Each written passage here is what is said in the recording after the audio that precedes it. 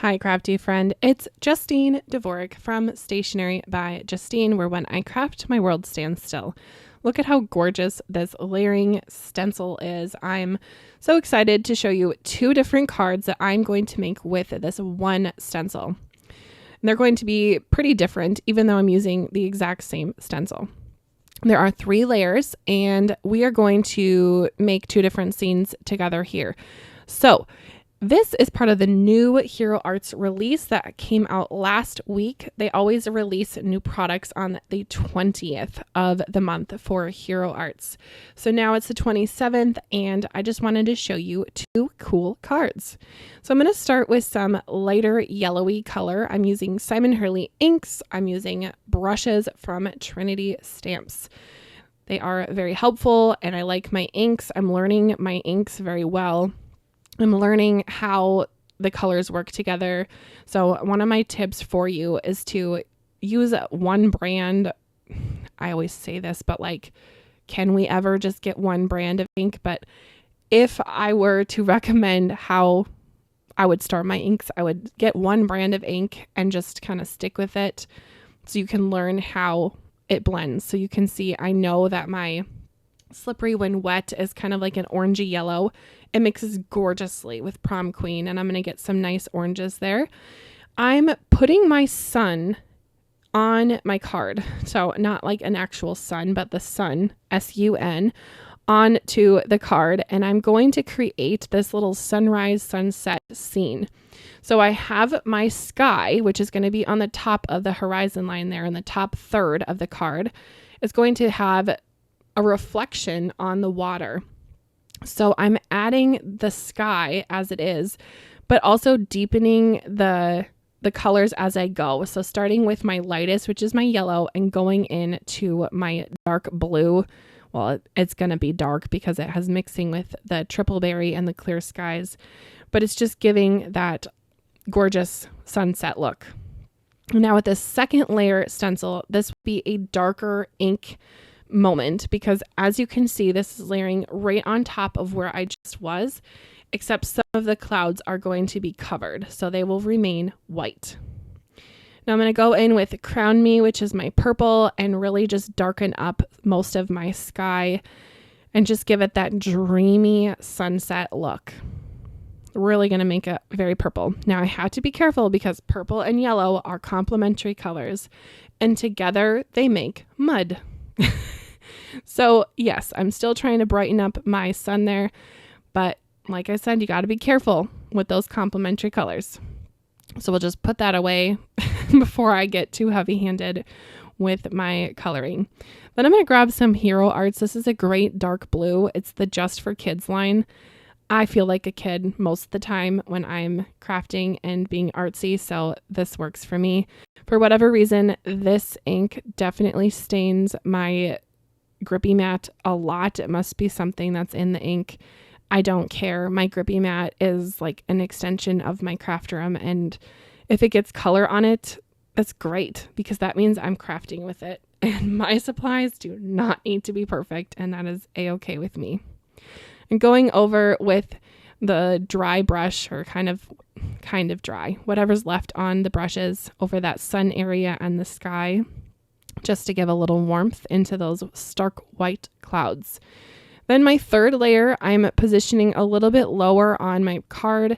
This will be the sand, and I don't have that perfect sand ink. I would love to do, like I said before, with like the whole stick with a brand. I love the Hero Arts inks and just have all the colors, but not in the budget at the moment. So my sand was with Gur, which is a Simon Hurley ink, and then I'm going in with my black Memento to do a silhouette look on all of those gorgeous ships. Wait, ships? Sailboats. Hello. I was watching Mission Impossible, and I've got ships on the brain. Anyway, I digress. By the way, Mission Impossible 8 was interesting. If you have 3 hours of your life to watch it, maybe you want to watch it. If action movies are your thing, you're going to like it. Anyway, finish off that gorgeous card. Let's go to more of a daytime scene. which will be similar to the picture on the package, but with my own twisty twist, whatever that is.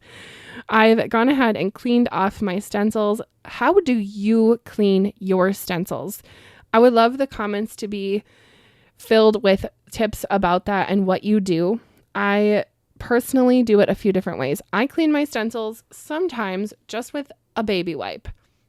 Sometimes I'll grab my microfiber cloth from my craft room and spray it with a stamp cleaner. Sometimes I'll use water and spray it down with my microfiber cloth and water. Sometimes I will bring it over to my kitchen sink and really give it a scrub.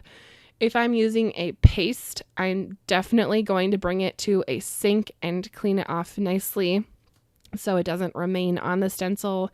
Some people just use a dry paper towel. I've heard people say that. So I want to know how you clean your stencils. Even if it's a way I already mentioned, let me know down below in the comments because we can all learn from each other. And then we can all get more tips and tricks, which we love. All right, going in with that dark blue again, going all around. Now I got this dark blue at Hobby Lobby, which womp womp for Hobby Lobby and their paper crafting. It is really getting skimpy. I'm just not amused. Whatever. But I noticed on the Hero Arts website, they do sell this ink, the Just for Kids ink. So if you have kiddos crafting with you, from what I can tell, this ink is really good for crafting with kids because it is washable for skin.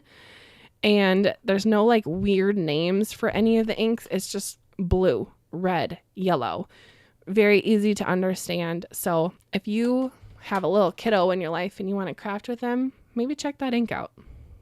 All right, got my little blending brush tucked away. Ta-da! Look at how dramatic that is. That's 2 stencils, just 2. Here's the third one. Again, I'm positioning it so there is a little bit of some beachy foam on my sand. Nice and tight. And I'm just going to go in with whatever was left from my first card.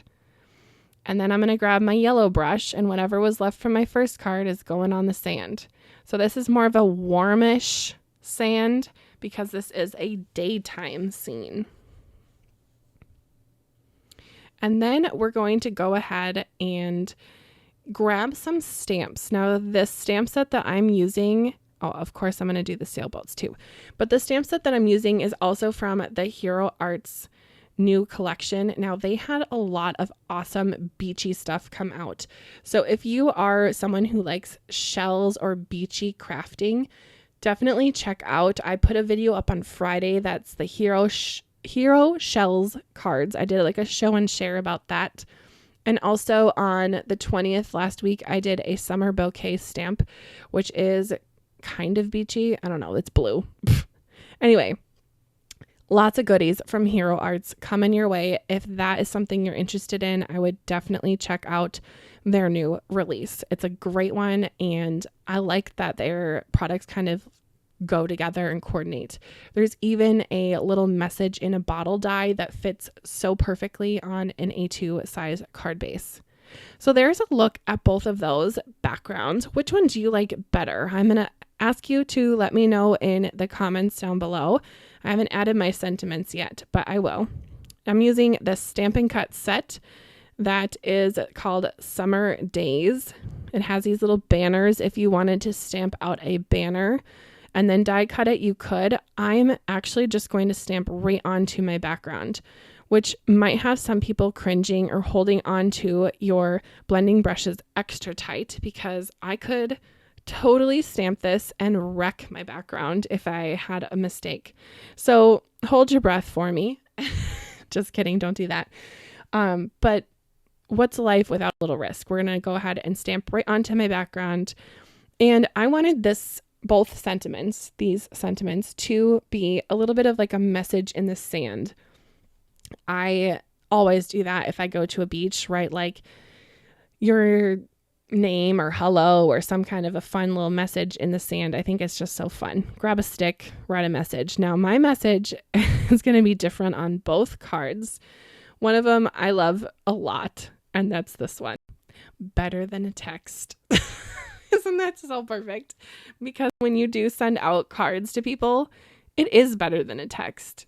So I think that is just like amazing. I love Hero Arts and their sentiments. They're just so fun.